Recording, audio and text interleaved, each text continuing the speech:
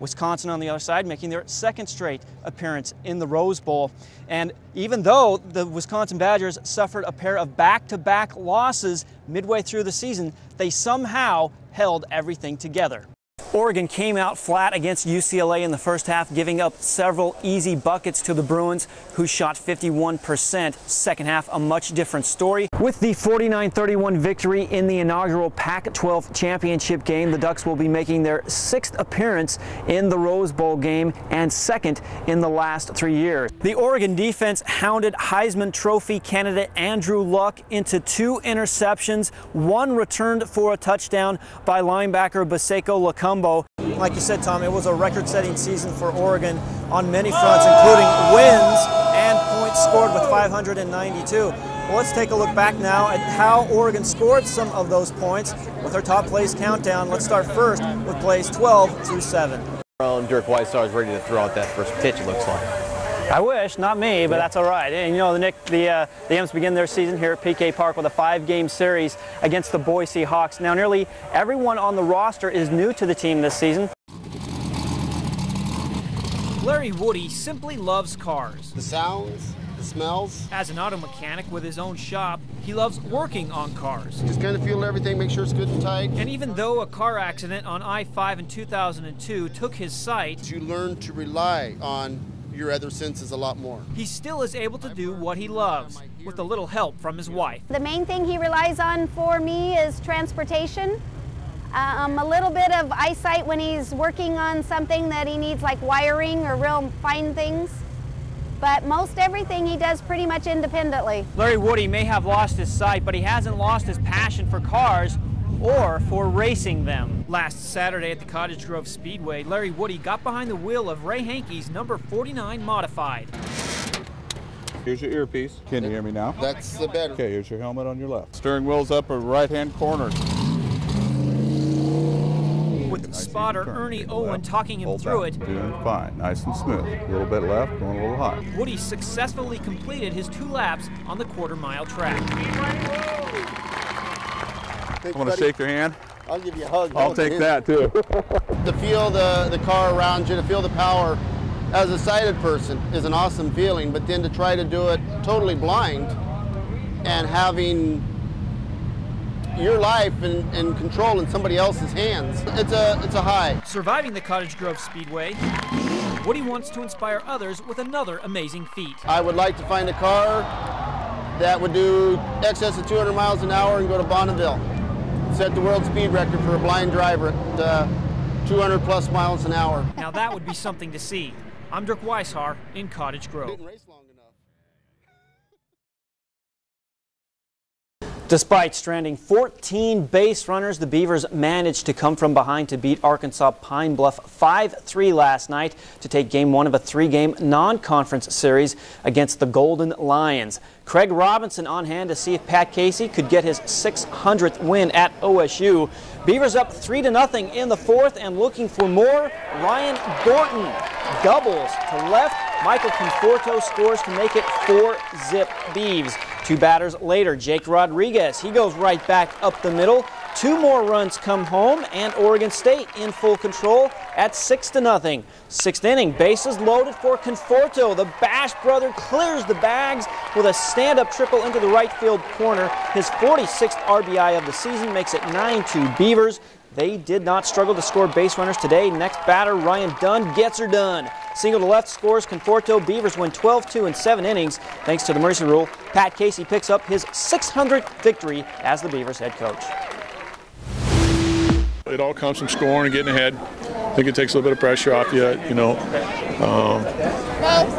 We just felt like we had a good arm on the mound. We had a bullpen ready to go, and we just felt like we were gonna score more runs today. We stayed confident. We knew we could hit, and just swung the bat like we knew we could. Just getting pitches up in the zone, stop taking curveballs right down the middle, and everyone just kind of followed through. The Beavers will go for the series sweep Sunday at 1:05. The Ducks are in Palo Alto taking on 6th-ranked Stanford. Oregon took Game 1 last night 4-2. The Ducks win Game 2 on a shutout 5-0. Ryan Healy led the way on offense, going 3 for 4 with 3 RBI and 2 runs scored. On the mound, freshman Jake Reed pitched 7 innings, giving up just 2 hits while striking out 2 to get the victory. Oregon goes for the sweep tomorrow at noon. 15th-ranked Oregon softball at Utah. The Ducks won Game 1 9-0. At last check, Game 2 still in progress, with Oregon leading it 3-2 in the top of the 3rd inning. We'll update this game tonight at 11. And at Stanford, Oregon State gets blanked by the Cardinals 7-0. Stanford can sweep the series with a win on Sunday. Well, the Thurston baseball team is still undefeated on the season after beating Willamette yesterday. Top of the 6th, Colts in control, looking for more. Kyle Watson gets a hold of that one. Driven deep to right center, hits off the fence. Watson slid safely into second base for the double. 2 batters later, Shane Quarterly brought in Watson from third with a single to left, made it 6-0 Thurston. Will High tried to rally. The Wolverines scored 3 in the bottom of the 6th inning, but it wasn't enough. The Colts won 6-3. They are 10-0. Former Beaver Jacoby Ellsbury was placed on the 15-day disabled list by the Boston Red Sox today. Ellsbury partially dislocated his right shoulder yesterday against the Tampa Bay Rays while sliding into second base. Today, Ellsbury tweeted, "No timetable set, working hard to get back as soon as possible." The Ducks will not be lacking experienced linebackers in 2012 with the return of 1 starter and several others who got plenty of playing time. Senior starter Michael Clay comes back to man the weak side position with Kiko Alonso in the middle and Baseko Lucumbo on the strong side. Backing up Clay last year was redshirt freshman Derek Malone Jr. Malone appeared in 13 games, totaling 14 tackles, including 1 for a loss. Malone played safety in high school, and he thinks that helps him in pass coverage. I'm more prepared. I have more knowledge of the defense, of the scheme, and I'm getting bigger and stronger. So I feel like if I just play my cards right, stay healthy, and keep learning, keep progressing each day, then I should be able to be on the field. He's learning the defense, but he doesn't have it all the way down. And I always like to see him run faster and be stronger. But he has improved. He really has improved. And apparently he can bowl too. Check this out. This afternoon at the Emerald Lanes, Duck players and coaches participated in the 2nd annual Oregon Football Bowling Tournament to benefit the Officer Kilcullen Scholarship Fund. The tournament, presented by O Heroes, consisted of 24 4-person teams, with each team receiving a 5th bowler in the form of an Oregon player or coach. Proceeds go to the Officer Kilcullen Scholarship Fund, which was set up following the fatal shooting that took Kilcullen's life during a vehicle pursuit in Springfield on April 22nd of 2011 that is. Kilcullen was survived by his wife and 2 daughters.